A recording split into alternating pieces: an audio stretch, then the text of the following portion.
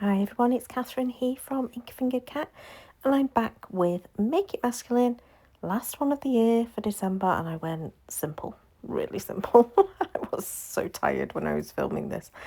I really couldn't be bothered to go to much effort. And to be honest, you don't always need to go to massive amounts of effort to get an effective looking card. So my theme was music, and I knew I'd got these Hunky Dory, I think they are, for the Love of Stamps set. Silhouette stamp set. It's got these music note elements here, which I am just adding to a piece of green cardstock with my Versamark and the tiny amount of clear embossing powder that I have got left in that jar. I need to go and double check if I've got any left in the cupboard of a full jar. I'm hoping I have, otherwise I'm going to have to order some. But yeah, teeny amount of clear embossing powder left, eking it out there, and that just created some interest to this back panel.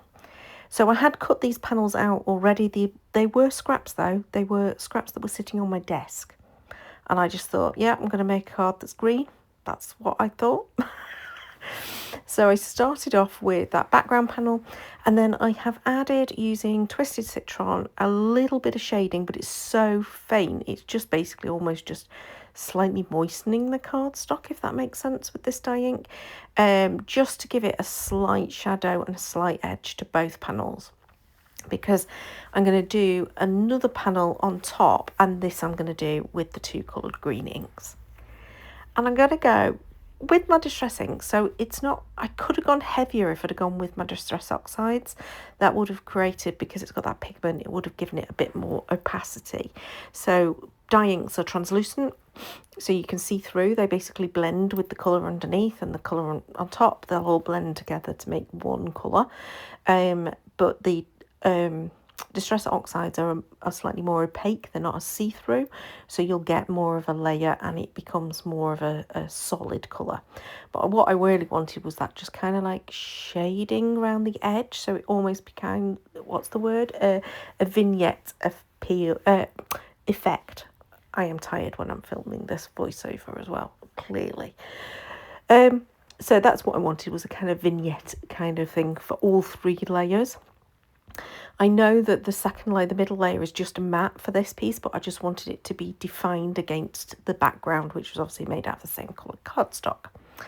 Then I've taken my stamps. I'm stamping all of them at once using my VersaFine black, because it's a really nice dark black pigment. But the middle one, I think because the other pieces were there, was perhaps just not quite as solid. Quite the same depth of stamp, sorry, so it just wasn't stamping as well. So I took the others off and then stamped this third one in the middle again, and that gave it the nice deep dark black that I was after. So they were a little bit wet, because these are the VersaFine is a pigment based ink. It's not like thick and gloopy kind of pigment, but it doesn't dry immediately, so I didn't want to smear it, especially with there being several layers of ink and it being sitting on top of the dry Distress ink as well. So I did heat it to just kind of set that ink. And now you can see here I am taking the other scraps that are on my table and just using them to just raise that upper layer. I didn't want it to be as thick as foam adhesive would have been. I thought that would have been too raised, but this just gave it a nice little lift against the background. Now, because I've stamped the sentiment as part of those black images, I don't need to do anything else, because it's a card that's made for masculine things. It doesn't need shiny, sparkly gems or a ribbon, and that's what I call simple. I hope you've enjoyed my Make It Masculine series for 2025. I am still undecided about whether I need to do this for 2026. I always need mail cards.